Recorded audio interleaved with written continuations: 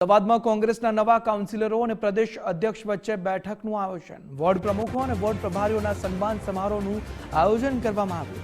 અમદાવાદ મહાનગરપાલિકાની ચૂંટણી લડેલા ઉમેદવારોનું સન્માન કરવામાં આવ્યું છે। કોંગ્રેસ દ્વારા આ કાર્યક્રમ યોજવામાં આવ્યો। કોંગ્રેસના ચૂંટાયેલા કોર્પોરેટરોનું પણ સન્માન કરવામાં આવ્યું છે। પ્રદેશ કોંગ્રેસ પ્રમુખ અમિત ચાવડાની હાજરીમાં આ કાર્યક્રમ યોજાયો। કોંગ્રેસના પરાજિત ઉમેદવારો શેડો કાઉન્સિલરો તરીકે કાર્યરત રહેશે।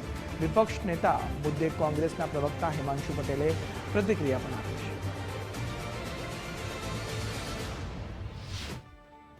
ये अमदावाद म्युनिसिपल कॉर्पोरेशनना तमाम चूंटणी लड़ेला अने जीतेला पराजित थयेला तमाम उम्मीदवारोनी आ एक बैठक हती।